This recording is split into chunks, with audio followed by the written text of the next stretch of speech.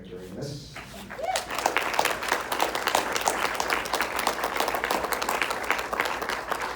We've got another director of Antons from the fabulous movie 5 to 7, Levin, here with us.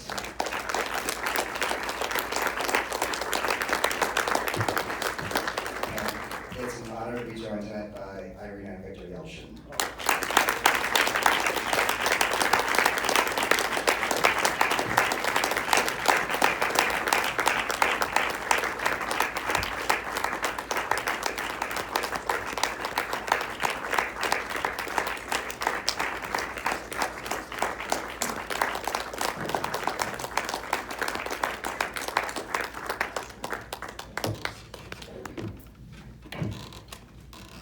Keep this real casual and let's just talk about Anton. Let's just start with questions, all right? No moderator. Let's start right here.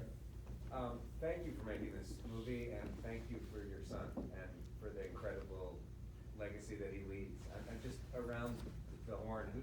What is sort of the most important lesson that he taught you, or in this process of making this? How did this sort of change you? So I met Anton through making this film. I didn't have the fortune of meeting him before this.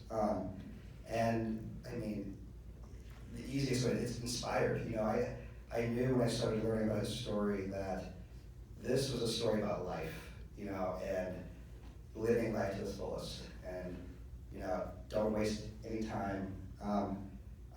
Drake introduced me to the Yelchins because they initially reached out to him about making this movie, and Drake convinced them to bring an objective voice into this. And he felt himself too close to Anton, but very much wanted to be a part of it. So I walk in, I meet Viktor and Irina that first evening, and I want to take it over because it was. And as soon as we met and we spoke, personally me, I immediately clicked, and I felt this is the right person to do this film, because Garret reminded me of Anton. Instead of just talking how it would be, how he sees it, and he said, can I just go to the editing room and I just show you, and a few days later he showed us the scene from Alpha Dog, which is now in the film, when Anton is drinking, and then continuation of it, and that was it. And we knew that would be a beautiful film. Yeah, that was the very first footage I saw, was Anton getting drunk for the first time. But what I was fascinated by, because I knew instantly this is a coming of age story. You know, Anton's doing all these life experiences we all go through, but for the love of making movies. You know, his first kiss, getting drunk for the first time, and I was hooked. And I knew, you know, it's a story to be told. And what I'm loving about it is, as we start bringing this out to the world, it's such a self-reflective experience watching Anton's story. You really start thinking about how you're spending your time here and how you're living your life, and just you're so inspired to start creating and doing more and pushing yourself. And that's, I mean, I think Anton would love that, but that's what he's doing right now. It's inspiring. So kind of all over the place with your question, but that's where we're at. What happened to his last script of the movie you wanted to make? Is that coming along? Travis, everyone wants to know why Travis. We're going to perform it live for you right now. Travis, what happened to Travis? Is Travis already made? Happened nothing. It is script on my desk, and it's so personal, and we think that only Anton could make this movie. Plus the script, when we talked to him about this upcoming project, he said the script is it's a script. I know how it's going to look like. That's why we decided to keep it on my desk. Do you think maybe there's someone close enough to him, that was close enough to him, that could still potentially do something with the vision for Travis? I guess I don't have a specific question, because you kind of just said it's just on your desk, but I did want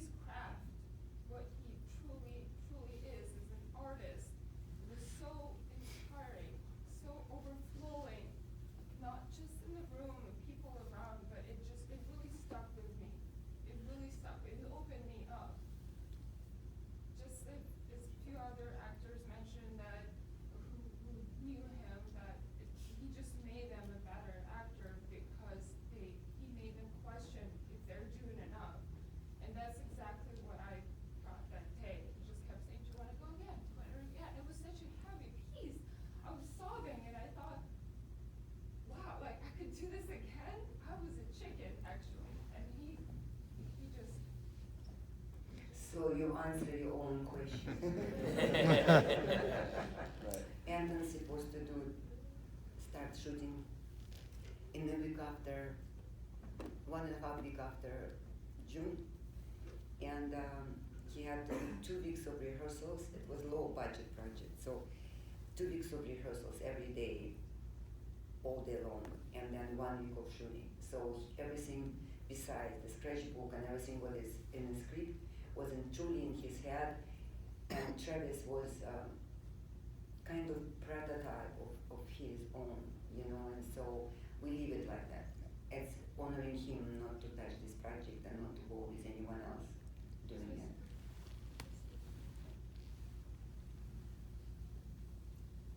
Garret, thank you so much. I mean, to take all that and to make such a loving portrait of someone is so amazing. I want to know at what points during your putting together the movie, both as a director and an editor, that you would share it with Irina and Viktor, and how they work together in the filmmaking process with you.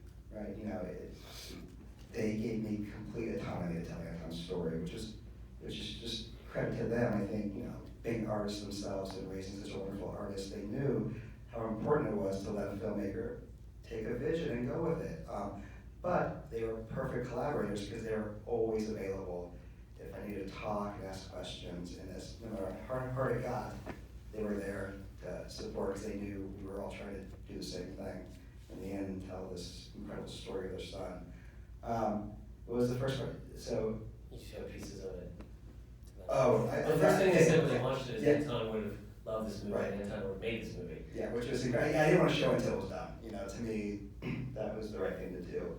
I think I showed you, besides the alpha dog clip in the beginning, I didn't show you the thing until we finished the movie. And Yeah. that was the first thing I cut. And The only thing I requested, we requested, not pushing on the way, but we want Anton to be in any form on screen to lead this film. Yeah. Try to tell his Yeah, that story would- in his own. right, it was his point of view. That was important. Yeah. That's what we talked about at the That's get-go. all. It was really important this whole movie be from his point of view. And it truly is. All the music of the movie is Anton. He basically soundtracks his own movie. You know, the lower thirds of the font is his own handwriting, so it's a true portrait of a person, you know, from, you know, in every building block to get there. I'm gonna open up, because we should take advantage of having 2 amazing directors that work with Anton. I'd love to hear your experiences a little. I'm gonna ask a question. Start with you, Vic. I mean, let's just talk about meeting Anton for the first time, what drew you in to cast him in your film. Well, I had seen him in Drake's movie, Like Crazy, which was and is one of my favorite films of all time. Not ashamed to say that when you sit next to me. And had called the producers from the car on the way home and said, please, Anton Yelchin is the person. Can we meet him? And he couldn't have been more gracious at the little dinner we had. You know, it was very disarming, really, because I think it's always a little daunting, maybe you agree, to meet a movie star, even if you're directing a movie. You want it to go well, you don't know what's gonna happen. But he was so kind and generous of spirit, and that persisted, I think, from that first night all the way through the making of the film and bringing him into editing to watch the film. He could have, you know, any star can make life wonderful or miserable for a director as they choose. And he always chose to be wonderful, and especially because it was my first movie, I so appreciated that. The first day I met him, he had a camera around his neck, and he was taking pictures of me and birds on the ground and food and different things at lunch, everything, and we shot like a whole roll of film while we were hanging out. We were doing voices within 10 minutes. We were silly together right away, and I just knew he was my little brother within 10 minutes of meeting him. And it was just never met anybody like him. His preparation, his ability to make you laugh when you don't want to laugh, it was pretty incredible. He's, you know, yeah. Okay, I'm done. No. I'll go back there. I'll give, no white. Was Anton ever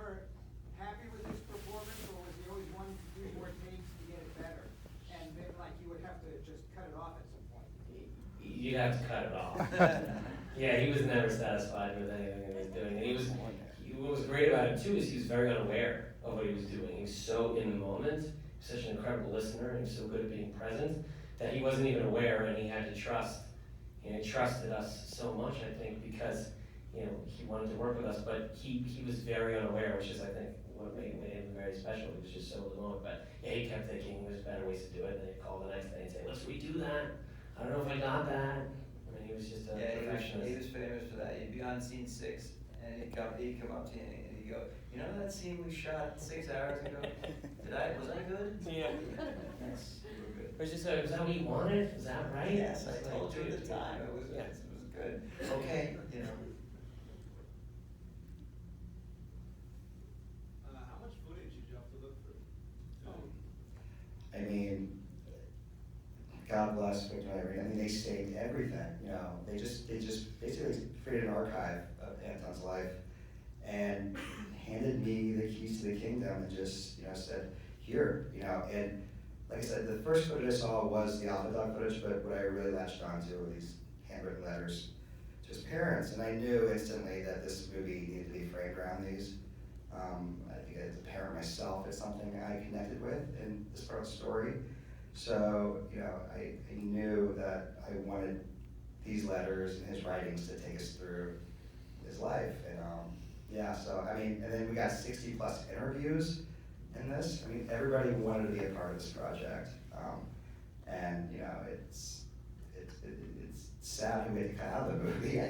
The hard people keep asking what was the hardest part of the project. It was like paring down the amount of people we had that wanted to, you know, participate.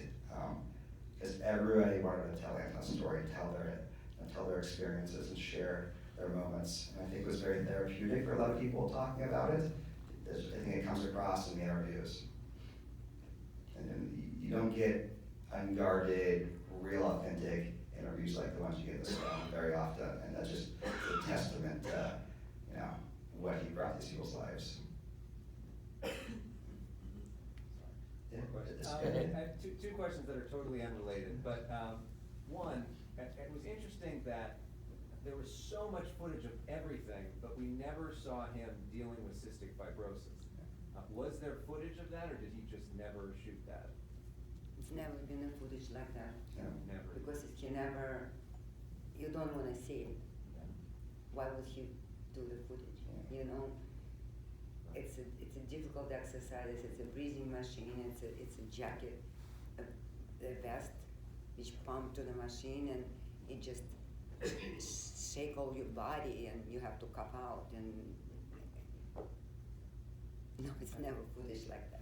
It would make him miserable and us as well. And a totally unrelated follow-up, just as either for parents or for people that want to be parents one day, you know, it's a tough world out there where kids are often bullied and go through a lot of stuff. And it seemed like your son just had so much like a love of life and joy. And a lot of kids, that gets beaten out of them when they're young.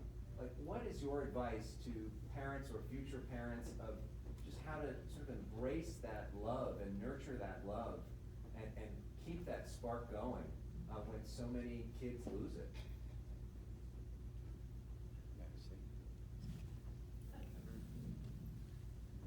We had like 2 things. I can't advise anything just from our experience. Number 1, love. Don't be afraid to show them that you love them very much. Second, talk to them and listen to them. Very often, parents, and including ourselves, you know, we're busy with our problem, and child wants to talk to you because he has his own life full of different things coming every day, and sometimes we don't have time to listen to them, but we always try to listen. Listen, not advice, just listen and maybe say a couple of words. But it was important for him to understand that he can share everything with us. I think this is very important. Can I add something? With all what Viktor said, I also think that it's important not to just pay attention to kids when they're a child, you know, like young age. Because I think, and I truly believe that they need you much more when they're getting older, like 16, 17, and all of a sudden they feel like they're adults. And we never had that problem. Our best time was the dinner time. And every evening when Anton was in LA, when he was already an adult, it was the best time we always spent together, just except one that night when he had to go and play music. And he treasured these dinners with us. He wanted to come. We didn't force him ever, but it was like a tradition for us to spend and to talk and to share thoughts.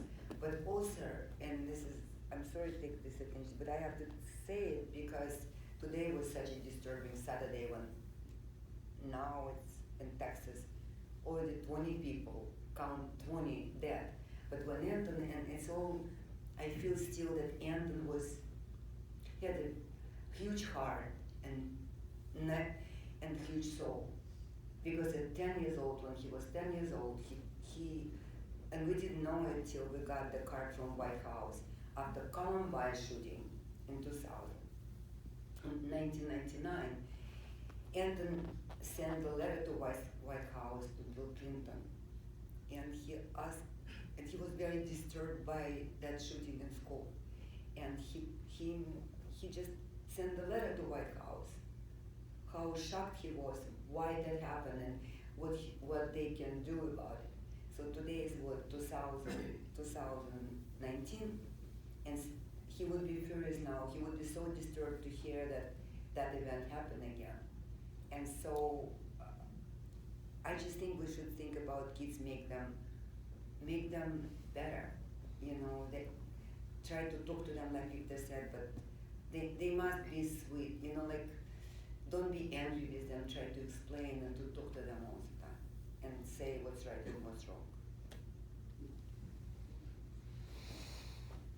Hey, congratulations, first of all, and super proud of you, buddy. And thank you so much for letting this film exist and being behind it. My question for you is, how do you deal with, one of the most moving parts of the film was the love that this family shared with each other. And how do you deal with the responsibility as a filmmaker of being the one that has to tell that, and obviously in a short amount of time when they've spent their entire life with them? It was scary, having this responsibility of sharing this. I think you just take your own life experiences, and I think the way I look at myself and my children, and I see a lot of stuff and learned a lot of stuff from Anton, and I don't know if this is making any sense, but you just kind of build it out, and I have these, I have Viktor and Irina as collaborators in this, so showing them, it was so scary showing that first cut to them. This responsibility they gave me to tell their son's story, and that was, like I said, that was the most important part of it to me, was this bond he shared with his parents. And when they basically said, you did it, that was it. I mean, I know that's not, I don't know how to really explain it, you just kind of go with your gut instinct, I guess, and draw from your own life experiences. It's very well done. Thanks, man. I have a question. I just want to say thank you to the directors for being bold enough to tell honest stories and for casting good-hearted people. And thank you for sharing your son. Thanks, man. I just wanted to share what a joy was. I worked on one day on a short film he was in 2001. We probably around Rice? 11 or 12 rooftop kisses. And I have two memories from him. No one knew who he was, but it stuck with me ever since. There were two things. Between takes, he was playing with army men in the mud, but he had a whole narrative. He knew who they were, etc. And then the other one was he was super excited that day because he wanted to hang off the roof on a harness, and you were so scared for him. Of course I was a Warner Brothers. But such a joy, he stuck with me ever since, and it was so great to follow his career and see everything else he's done. We love hearing it. I mean, since we started this project, everyone's coming out of the woodworks. Everyone has an Anton experience, it feels like, in this town, and it's whether you know him for 5 minutes or 5 years, he left this impression and impact on me. It's amazing. It's a testament to, you know, what this kid was, you know. I remember I went on the roof. Yeah. And I wanted to check, is it safe? He was so excited though. He was, I wasn't.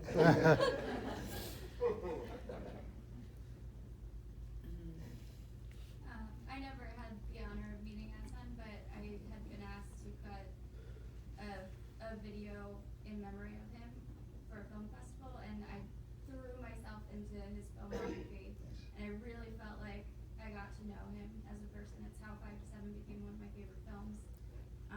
But when I was doing it, I felt like I could feel his presence, and I feel silly saying it because I didn't know him, but when you were making this, did you feel that? Absolutely. He was behind me every day. You know, he was omnipresent. I mean, and then I rolled right into this with the project with Drake. We talked about it every day. Anton was with us in that also, and now he'll forever be with me doing this. And you know, it made this. People keep asking how long it took to make this movie, and we made it fairly quickly in terms of documentary. Basically, you know, under a year, and I think that's because of him. You know, he was kind of guiding me through this story, and it's. I know, like you just said, it's a hard thing to explain, but I know exactly what we're talking about. I saw like crazy, and Anton was just so good in it. I ended up going and watching every single one of his movies that he did, and it's just like every single movie he did, it was like, I don't know if it was like a script that he read or if it was just like him, but it was always just phenomenal. And just like this video, 5 to 7 and like Crazy are two of my favorite movies. So I was just wondering, like, what was the collaboration process? Because I know a lot of like actors, you know, just read a script and kind of like are guided, but it sounds like he was very much a collaborator. And it's then from this documentary, it said that like Crazy was a little bit more improvised, and I feel like 5 to 7 was a little more scripted. So what was like it working with Anton about those scenarios?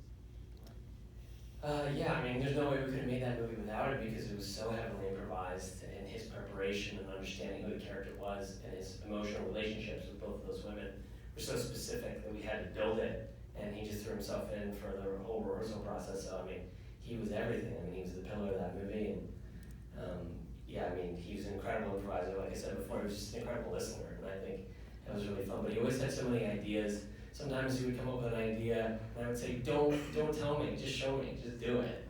Let's see what happens. And sometimes I would, Felicity or Jen would do something based on that.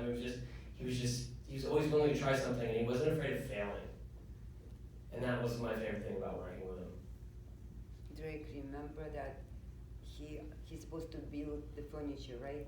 Where did he go? He went to down? He literally worked in a workshop and built chairs with a guy, which was amazing. And he was just so into it. Every little thing about it, and he was learning how to do it, and all those things. Yeah. You're right about 5 to 7 being, I think, more scripted than like Crazy, but there are a couple of scenes in 5 to 7 that we shot on a day where the scripted scenes were rained out. And one of them, Anton and Berenice are walking through Central Park, and another they're by the model boat pond in Central Park. And in those scenes, there was no time to write a script. So I just said, here's the premise, have a nice time, the cameras will be way over there rolling, and if we get something great, you know, thank you, and if we don't, no harm done, we're here anyway, you know, it's nothing else to do. And I think they're probably two of my most favorite films in the scenes in the film. I mean, he's so funny and so fast on his feet, and he has such a great rhythm and cadence, and it just comes out of the vapors like you don't see it coming. It's not set up or jokey or anything like that. It's just suddenly it's funny and you're laughing, and it's just what's in his head. He's got nothing except the dim knowledge that 300 yards away somewhere is a camera. And so, I mean, he was a genius that way, and you were smart enough to make, you know, a much larger percentage of your film that way. And if I could make another movie with Anton, which I know we all wish we could, it would be way more improv. He was always in character the whole time. I mean, you know, it's like all day. I mean, it was like, sometimes we just pick up the camera and start shooting, Anton Felicity talking, having some food over on a step and start shooting, and like 45 minutes in, they would acknowledge there was a camera there. He was just, he was ready to go at all times.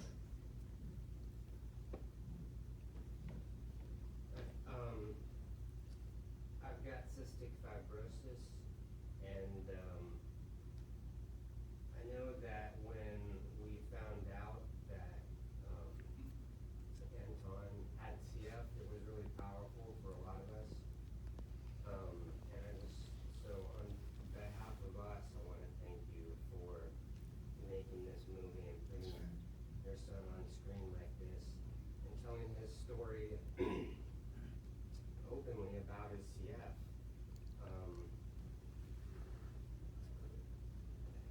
Yeah, it's a big deal. We probably wouldn't, if we wouldn't know that Anton was planning to say out loud, just to help others, just because his condition was not easy, but he done what he done, and kind of being public person, he could encourage everyone that they can live life with it and full life, continue doing what they interest, what passion they have, So that's why we decided that it's our goal now, and we have to say that. Thanks for sharing your story with us. Mr. and Mrs. Yelchin, considering your own journey as artists and creatives and coming to the United States, what consciously, when you arrived here with your newborn son, what did you try to pursue in terms of exposing him to art here that I'm guessing you probably think would be more open into expression in the United States? And were there things that you were consciously going to protect him from at the same time? What was that like of raising your son in a new country at a time when you yourselves were trying to reestablish as artists? What did we do to pursue to raise Anton in this country? And discover the arts and And what? As it says in the movie, the situation was really scary, not only for Adele, but especially for the baby. Even with the food was problem, you couldn't buy milk, we couldn't do anything. It was a one side of the problem. And another side that I want Anton, our baby, to have more opportunities that we had in our life. And I was sure that United States is a country who's giving equal opportunity to everyone. If you want, you will get. But we never were thinking or had idea, oh, we're gonna make actor from him or something. We were simply immigrants, legal immigrants who came in this country. And our wish, my wish, first of all, was start to work as soon as possible. Because I have to just provide food on the table, and we want our child have everything they have other American kids. And thanks God, we succeed. We came in September, and we start to work in end of October. And since then, we didn't have any problem with food on the table, let's say. But we never had some idea or something desire to make something special. He did, before he started acting, he came through. We want him to do something. We didn't We want him to do ice skating. Ice skating. Because he was strong, he was tall, he was good looking, and we could teach him for free, and that's what we want him to do. Okay, we failed. But he failed, and he didn't like it. He would say, "Mamuli, I can do it for you." And I said, "No, you can't do this." And then I'm a big fan of soccer because my father was professional soccer player. So second thing was soccer, and we failed it. Then was karate, boxing. Karate was okay, yes. No, he would not hit the girl. Fencing. Remember? Yeah, he said he had I would say sparring hit with the her. girl. It's karate, hit her. And he just taking and doing He it. would not and hit the woman, never obviously, hit the woman.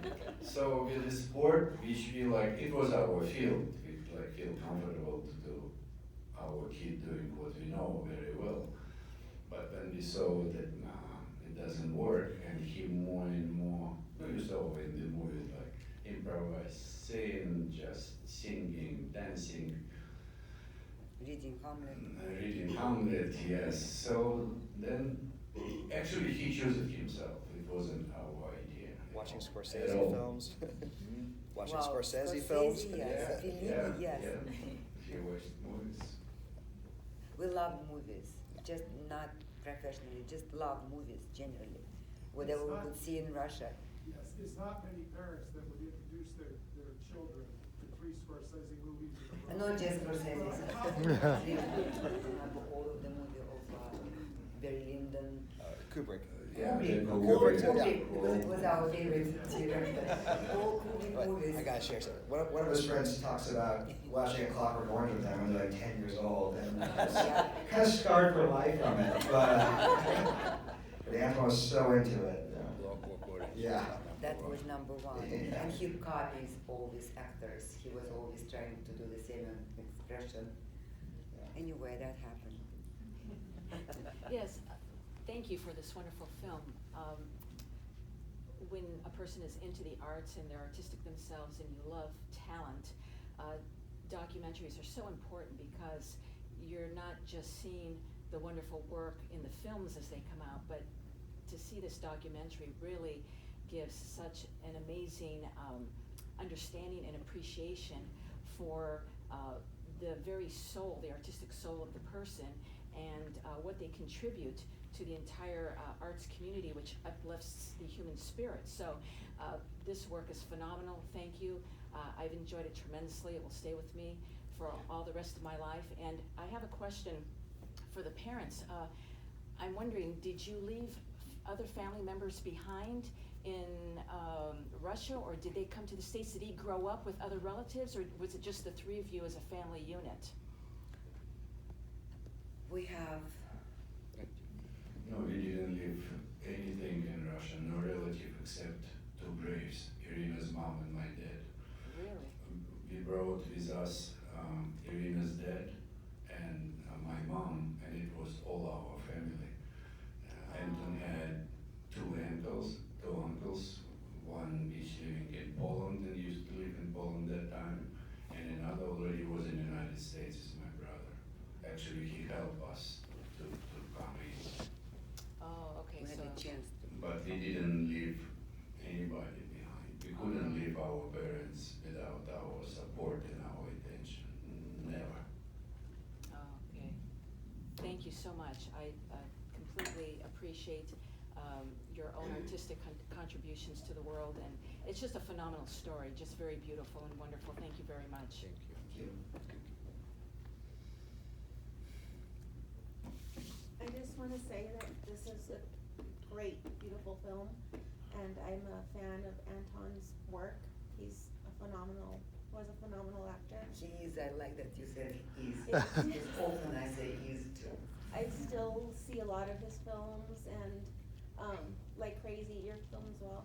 Like Crazy is one of my favorite films as well, and I don't know, I just always enjoyed watching him on film, and I just love the way he gets into his characters for all of his movies, and even with the Star Trek, how he got into the accent, the Czech Russian accent was really, really great. So I just think it's amazing, and it's great that you showed this film, and everyone still gets to enjoy what Anton, the type of person he was. So it was just beautiful. And will you be releasing this film on iTunes or the documentary? Yeah, it's a nice rollout. Yeah, we're gonna be in theaters for a little bit, and come later this fall, it'll be on iTunes, then in the new year, streaming. So In November. Yeah, so. Oh, great. Yeah. One more question. I guess for all of you, do each of you have a favorite film of Anton's that you say is your number one? Right. Don't tell these two today. Green Room, if you've seen Green Room, I think Anton was just at the top of his game, and I was so absorbed by his performance. And being able to revisit a couple times during this process, it's just it grows on me every time I watch it. Yeah, Green Room's mine. I mean, I think just having worked with him so many years before that and then seeing him blossom into that character and doing that role was just blew me away. I mean, the transformation of the arc, and Jeremy's an incredible filmmaker. I just love that movie so much. Like crazy, I'm old school. You like them all. I You love like them them all. all. Thank you all for Thank coming you out. so much.